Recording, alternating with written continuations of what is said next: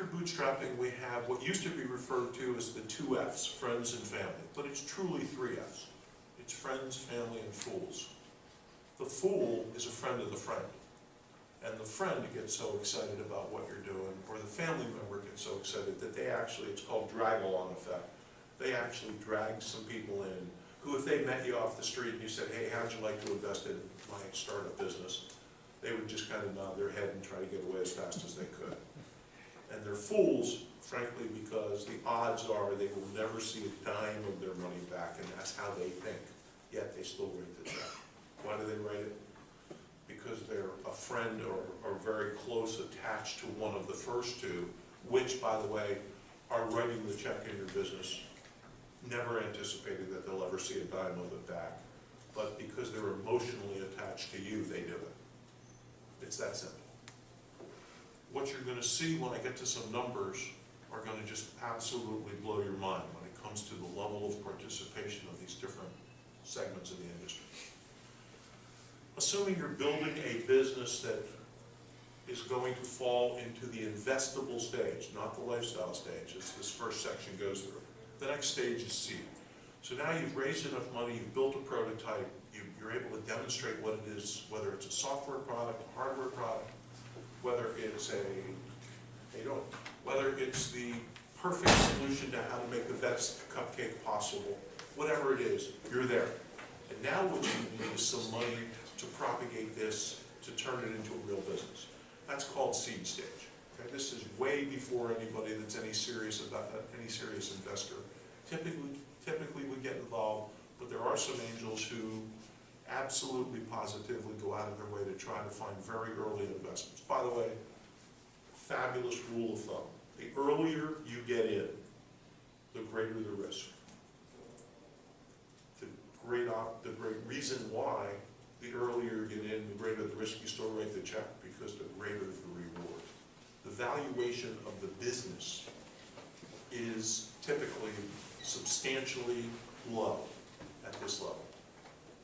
And because the company's probably pre-revenue or almost pre-revenue, the likelihood that you could justify any substantial valuation in your company is slim or none, and slim already left. So it's a small number. So people who get involved in this stage are looking to typically help the company. They're also looking to cash in and get their money back, and then some. But they recognize that probably 6 out of 10 times they'll come up empty-handed, just like the friends and family. Okay?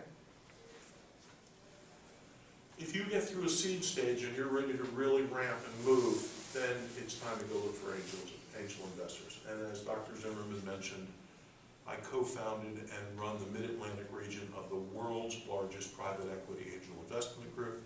I was just in San Francisco. Actually, I was in Mountain View, California yesterday for the day at what we call an Angel Capital Expo, where in one day I looked at 12 angel-level, angel-qualified deals and 6 or 8 fast pitch deals, similar to what we ran in October at our first Angel Capital Expo that we held on the campus of Drexel University.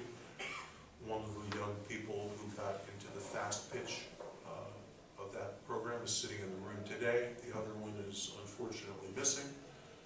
But 2 Westchester students, as a result of my relationship with the Cottrell group, were invited to participate in that. Actually, one of them won the right because she won the business idea competition that we co-sponsored last year and will be co-sponsoring this year.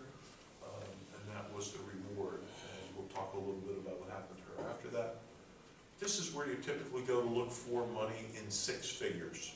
When you get to this level, our group, for example, our sweet spot is $250,000 to $3 million. The smallest investment we've ever made is $270,000, and the largest investment as a group that we've made is $6.2 million.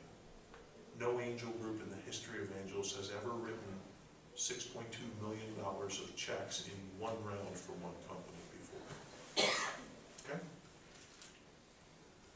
If you actually grow your company to the point where you've taken angel money and you have successfully continued to grow the business beyond that, you might be a candidate to talk to venture capital people, but I doubt it. First of all, there's a stigma attached with venture capital money, and I say this in all honesty and by way of full transparency. I have a brother who manages $12.5 billion of venture capital. He's incredibly successful at doing that. He has 9 VC funds, the largest of which is a real estate fund with over $8 billion in it. And my brother has returned in excess of 10% a year, year in, year out, since he founded his first fund, and now he has 9 of them, or 10 of them. I could blink and there may be another. The difference between angels and venture capitalists is very simple. Angels are hands-on, active investors. Venture capitalists are hands-on, active investors of other people's money. My brother is an expert at managing other people's money and getting them a return, and he gets a good piece of that as a result. Angels manage their own money on behalf of themselves. Okay? To get in front of an angel, you'd have to have a business plan and a pro forma that basically said I can grow this business from wherever it is today to at least $50 million in recurring revenue in 3 to 5 years. Okay, so this is the scale you need when you go talk to a venture capitalist. So ask yourself, are you the next Mark Zuckerberg, who, by the way, IPO'd his company last year because he was forced to, not because he wanted to. There's an SEC law that says you can take private equity money from 2,000 investors, and after that you have to IPO, and he was getting very close to that number. He wasn't there yet. Most of Facebook's money came from venture capitalists, so when a venture fund writes a check, that counts as 1, not 2,000, not 20,000, not 10, 1, and he was still getting close to 2,000, and he had accumulated a couple $100 million in investment in his business. By the way, when they forced him, as it says here, when they forced him to IPO, many of those venture funds put their stock up so that when people on the public market bought a share for $50 or $70 or $100 or whatever they paid, the money that came back went right back to the VC fund. So most of the VC funds that invested millions got tens of millions back. The company got about 40% of the total raise. That's what life in the VC world is like, okay? By the way, is Facebook profitable yet? Does anybody else make money on Facebook? How many of you use Facebook? Okay, it's for you. I don't get it. I truly don't get it. There's only one social site I get, only one social site I kind of use. Anyone want to guess what that is?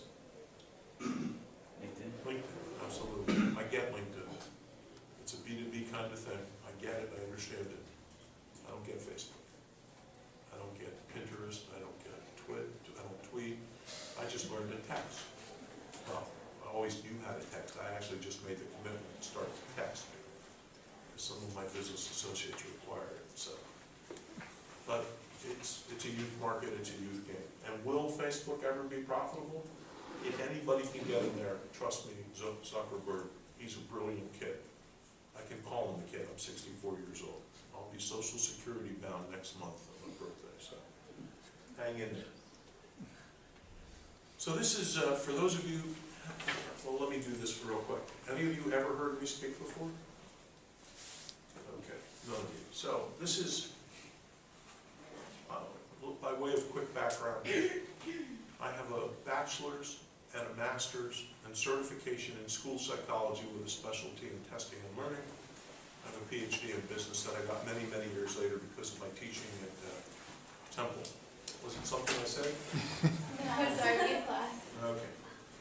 And I got involved with Safeguard Scientifics, a publicly traded venture fund, many, many years ago when I was asked to start doing technical due diligence to help them assess whether or not they should write checks and deals. And along the way, I realized that I had discovered a model that I was applying to each of the due diligence exercises I was going out on.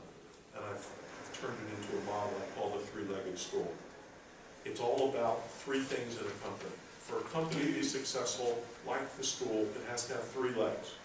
The legs don't have to be the same length, they don't have to be the same girth, but each leg has to be strong enough to hold the stool up.